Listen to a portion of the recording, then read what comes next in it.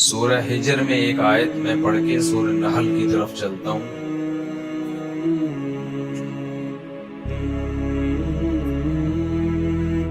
لا تمدن عينيك إلى ما متعنا به أزواجا منهم ولا تحزن عليهم واخفض جناحك للمؤمنين ولقد آتيناك سبعا من المثاني والقرآن العظيم۔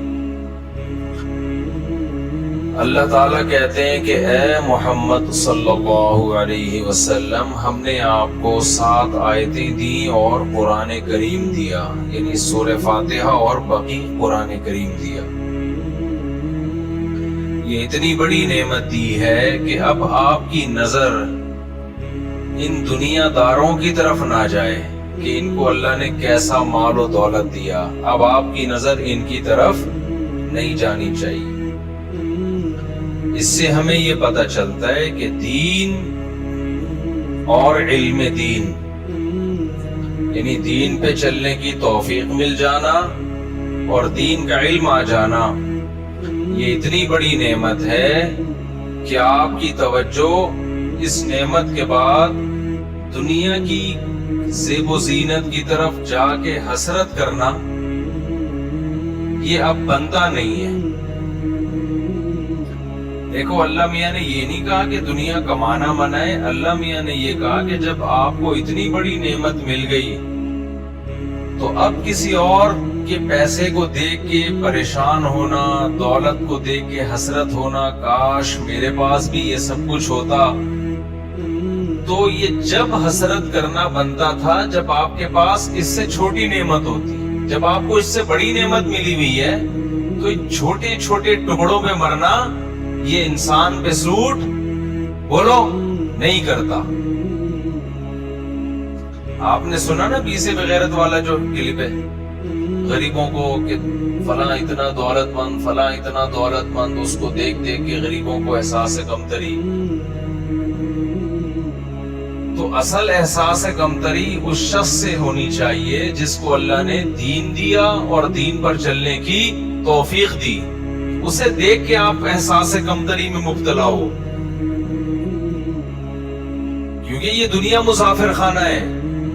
اسے دیکھ کے کوئی بھی احساس کمتری میں مبتلا نہیں ہوتا۔ کوئی ایسی اپلیکیشن بھی نہیں ہے جو دیندار بننے کے طریقے بتا رہی ہو۔ یوٹیوب پہ دیکھو نا، جو ایڈ چلتے ہیں، ہر تھوڑی دیر پہ کوئی ایڈ آ رہا ہوتا ہے۔ ایک آ رہا ہے، وہ نائی کے پاس بیٹھا ہوا ہے، وہ تو ہر کلپ میں آ رہا ہوتا ہے وہ ایڈ۔ کہہ رہا بھائی آپ مجھے کچھ دیر ہو جائے گی، کہہ رہے کوئی بات نہیں، میں اتنی دیر میں کچھ پیسے کما لیتا ہوں۔ وہ ہے نا مشہور، آپ لوگ نے نہیں دیکھا کیا؟ بھینس دینے کو ہے کہ اتنی دیر میں کیسے پیسے کماؤ گے؟ کہ ابھی ٹھک ٹھک ٹھک $10 آ گئے میرے پاس۔ تو بہت ساری ایپ ہیں، ٹھیک ہے پیسے کمائیں، لیکن کبھی کسی دولت مند کو دیکھ کر رش کرنا، کاش کرنا نا، یہ آپ کے بے وقوف ہونے کی دلیل۔ اگر آپ کہتے ہیں نا کسی کا اچھا خوبصورت بنگلہ دیکھا، کاش یار میرے پاس ایسا ہوتا، اس کا مطلب آپ کو ایک عدد دم لگانے کی ضرورت ہے، کیونکہ آپ میں اور حماقت میں، گدھے میں کوئی فرق نہیں ہے۔ فنا ہونے والی چیزوں پہ جو دل لگائے وہ گدھا ہی تو ہے، بلکہ یہ کام تو گدھا بھی نہیں کرتا۔ تو ہمارے نبی کی غربت دیکھو، 40 دن گھر میں چولہا نہیں جل رہا، اور اللہ کہہ رہے ہیں نبی ہم نے آپ کو چونکہ قرآن دے دیا، اب بنتا نہیں ہے کہ آپ ان کی دولت کی طرف نظر اٹھا کے دیکھیں۔ ہمارے نبی نے تو ویسے بھی نہیں دیکھنا تھا، آپ کی طبیعت میں اللہ نے ویسے ہی دنیا سے بے رغبتی رکھی تھی۔ اصل میں یہ ہمیں سمجھانے کے لیے، اسی بات کو حدیث میں ایک دوسرے انداز سے بیان کیا گیا ہے۔ آپ صلی اللہ علیہ وسلم نے فرمایا، لا حسد الا فی اثنتین، ہم جب کسی کے پاس کوئی نعمت دیکھتے ہیں، ایک جلن ہوتی ہے نا، ایسے دیکھ رہے کیسے میں نے تو درسن کیا ہوا ہے آپ لوگ، بتاؤ کوئی جلن ہوتی ہے کہ نہیں ہوتی؟ یار یہ کیا ہے یار، میرے پاس کچھ بھی نہیں اور اس کے پاس توبہ توبہ ہے، تو بہت برا ہو گیا یار، کاش ہوتا ہے یار، بحریہ ٹاؤن میں پلاٹ ہوتا، کاش یہ ہوتا، کاش یوں ہوتا، کاش میری قسمت میں ہوتا، میں خریدتا ایک کھوتا، کبھی تو سوار ہوتا کبھی میں سوار ہوتا، کچھ نہ ہوتا تو یہی ہوتا۔ کھوتا کہتے ہیں پنجابی میں گدھے کو۔ تو نبی نے فرمایا کہ حسد سے مراد ہے یہاں رشک اور حسد میں فرق یہ ہے کہ حسد میں انسان چاہتا ہے اس سے یہ نعمت چھن جائے، میرے پاس آئے یا نہ آئے، اسے کیوں ملی۔ اور رشک کہتے ہیں اس کے پاس رہے لیکن میرے پاس بھی آ جائے۔ لوگ کہتے ہیں یار مجھے بڑا رشک آتا ہے آپ کو دیکھ کے، مجھے آپ کو دیکھ کے کیا آتا ہے؟ رشک آتا ہے۔ ایک ہوتا ہے فخر جس کو پراؤڈ کہتے ہیں عربی میں نا، وہ فخر الگ چیز ہے، ایک ہے رشک، یار مزے میں ہے یار تو رشک آتا ہے یار، تو یہ بری چیز نہیں ہے رشک، کیونکہ جب کسی کو انسان نعمتوں میں دیتا ہے اس پہ رشک آتا ہے، تو کیا مطلب؟ دل چاہتا ہے کاش میرے پاس بھی ایسا ہوتا، اٹ از کالڈ رشک۔ تو اس حدیث میں رشک کو مبالغتاً حسد کہا گیا ہے، یعنی اتنا بڑھا ہوا رشک گویا کہ دیکھنے میں حسد لگے، حقیقت میں حسد مراد نہیں ہے، کیونکہ حسد تو بری چیز ہے نا۔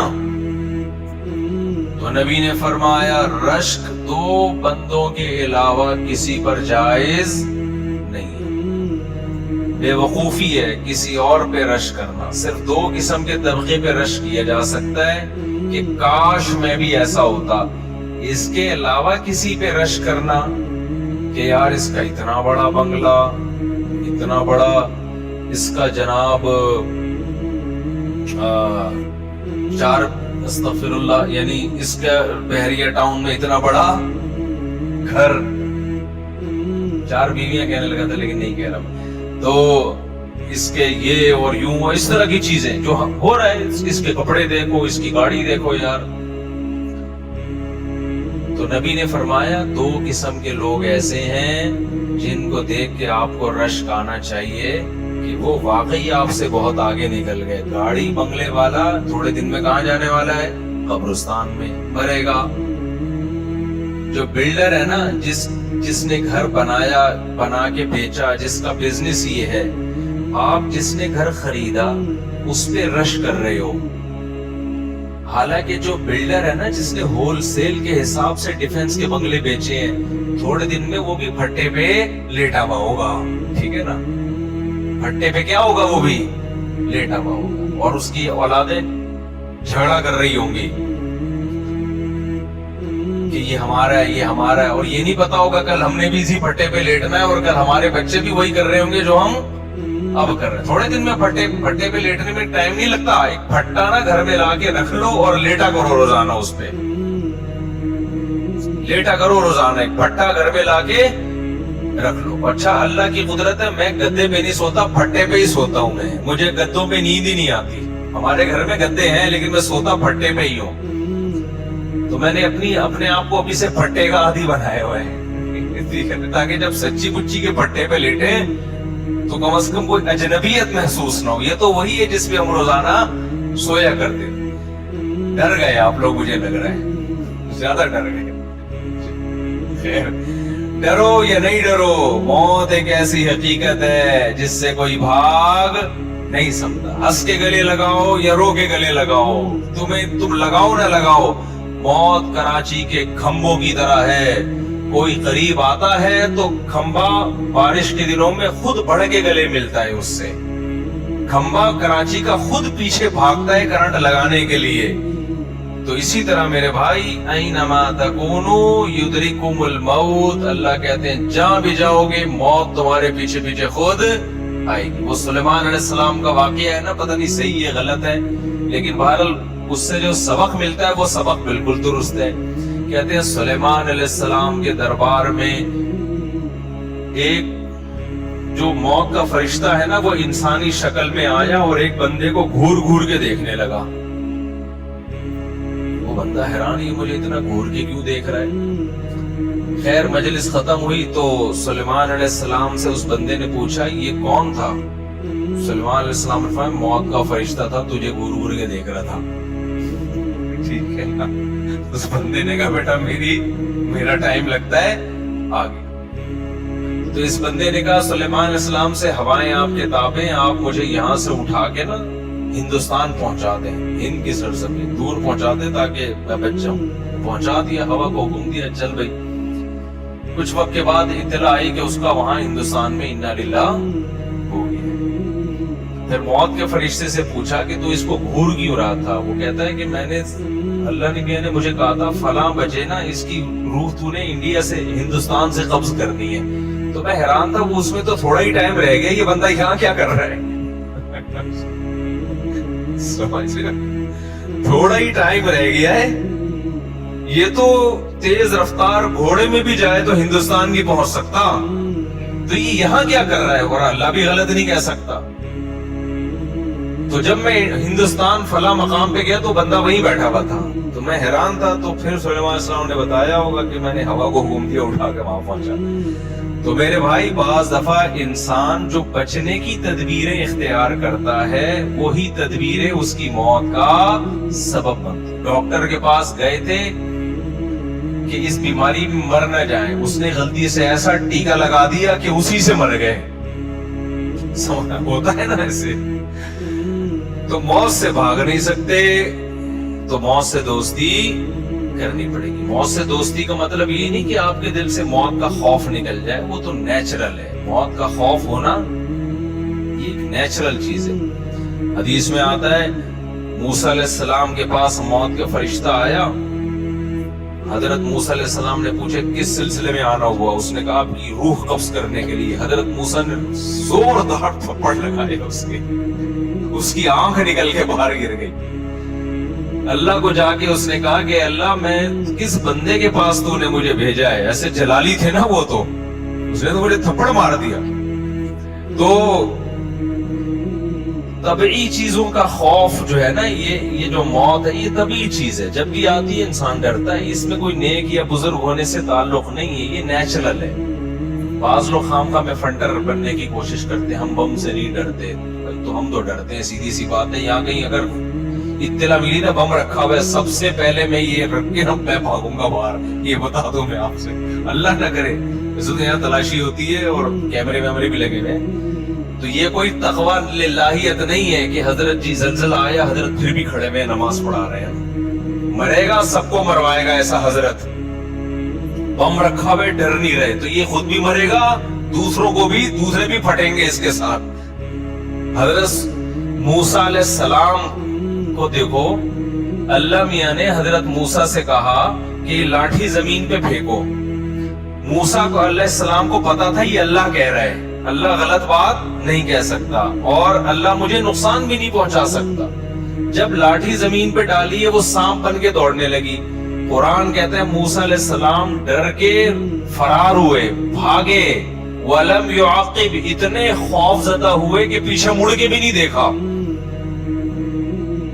حالانکہ اللہ میاں کہہ سکتے تھے اے موسیٰ میں نے سانپ بنایا ہے نا اس کو, تو اس سے کیوں ڈر رہا ہے؟ تو حضرت موسیٰ کیا کہتے اے اللہ وہ باقی سانپ بھی تو نے ہی بنائے ہیں جتنے دنیا میں سانپ ہے, سانپ کا کام کیا ہے؟ دسنا. تو مجھے ڈر لگ گیا, میں فرار ہو گیا. پھر اللہ نے وحی نازل کی, یا موسیٰ اقبل ولا تخف, اے موسیٰ واپس پلٹ, خوف نہ کر. سنعیدها سیرتها الاولی, ڈر کے بھاگ مت بلکہ سانپ کو پکڑ لے. جیسے ہی پکڑے گا ہم اسے دوبارہ لاٹھی بنا دیں گے. یہ بھی اللہ نے تسلی دی, کیونکہ اللہ اگر کہتے نا ایسے پکڑ لے اس کو, پھر موسیٰ علیہ السلام ڈر رہے ہوتے کہ اللہ تعالیٰ جو ہے نا سانپ کو پکڑوا رہے ہیں مجھ سے. تو اس لیے اللہ نے پہلے بتا دیا کہ یہ جیسے ہی ہاتھ لگائے گا یہ سانپ دوبارہ کیا بن جائے گا؟ لاٹھی بن جائے گی, لاٹھی بن جائے گی. تو یہ طبعی چیزیں ہوتی ہیں. دینداری کا, تقویٰ کا یہ معیار نہیں ہے کہ ڈر لگ رہا ہے کہ نہیں لگ رہا. دینداری کا معیار یہ ہے کہ اللہ کا اتنا خوف پیدا ہو جائے کہ آپ سے کبیرہ گناہ چھوٹ جائے بس, اور اتنا خوف پیدا ہو جائے کہ فرائض و واجبات آپ سے پورے ہو جائیں. باقی ڈرنا, بہادر ہونا, اس کا انسان کی نیچر سے بھی بڑا گہرا تعلق. جو دل کے مضبوط ہوتے ہیں بے دین ہو کے بھی بہادر ہوتے ہیں, جو دل کے کمزور ہوتے ہیں دیندار ہو کے بھی بزدل ہوتے ہیں بعض دفعہ. ایسے بزرگ گزرے ہیں, بڑے بڑے بزرگ تھے لیکن ان میں خوف تھا. کیوں؟ دل کیا تھا ان کا؟ کمزور تھا. یہ قدرتی طور پہ بعض لوگوں کا دل کمزور ہوتا ہے, اعصاب کمزور ہوتے ہیں, بچوں کو ڈر زیادہ لگتا ہے, بوڑھوں کو ڈر زیادہ لگتا ہے, کمزور ہو جاتے ہیں. تو ان چیزوں میں دین نہیں ہے. کلپ بھیج رہے ہوتے ہیں نا لوگ, زلزلہ آ رہا ہے اور امام صاحب جناب کھڑے ہوئے ہیں, ڈرے ہی نہیں. تو یہ امام صاحب نہیں ہے, یہ پتہ نہیں کیا ہے. یہ خود بھی مریں گے اور پبلک کو بھی فرمائیں. خدا نہ خواستہ ذرا سا بھی کوئی ہل بل ہونا فوراً خود بھی بھاگنا, اور میں تو پتلی گلی سے یہاں سے نکلوں گا. اگر اللہ نہ کرے ہمارے یہاں زلزلہ آیا, اللہ ہمیں اس مصیبت سے بچائے, لیکن آئے تو خود بھی بھاگو. کوئی اللہ پہ ایسا توکل کرنا کہ نہیں جی اللہ بچائے گا, اللہ نے کبھی نہیں کہا کہ میں بچاؤں گا. اللہ نے کہا زلزلہ آئے گا تو خود بھاگ, خود بچ گیا تو بچا لوں گا ورنہ نہیں بچاؤں گا. اور حدیث میں آتا ہے کہ جب نماز میں تمہیں سانپ نظر آئے تو اب جو صوفی قسم کے لوگ ہیں نا, جاہل صوفی, وہ کیا کریں گے؟ نماز پڑھ رہا ہوں اللہ کے سامنے خشوع و خضوع سے, اگر سانپ نظر آ گیا, میں اللہ کی طرف توجہ ہے, میں اللہ کے لیے کھڑا ہوں تو اللہ مجھے سانپ سے بچائے. اللہ میاں نے کوئی نہیں کہا کہ سانپ سے بچاؤں گا میں. حدیث میں آتا ہے نبی نے فرمایا جب تمہیں نماز میں سانپ نظر آئے تو کیا کرو؟ سانپ کو مارو جا کے. نماز ٹوٹ جاتی ہے اس سے, لیکن سانپ کو مارنا پڑے گا, کیونکہ سانپ کے چکر میں نماز تو ویسے ہی ٹوٹے گی آپ کی, نہیں مارنا. اور بھی بہت کچھ ٹوٹے گی, وضو بھی ٹوٹے گا ساتھ میں, نماز بھی ٹوٹے گی, اور سانپ کو اگر نہیں مارا نا, جب وہ قریب آئے گا تو نماز بھی ٹوٹے گی, ساتھ میں وضو بھی ٹوٹے گا. سانپ کا نہیں, آپ کا وضو ٹوٹے گا. آپ سمجھ رہے, سانپ کا ٹوٹے گا.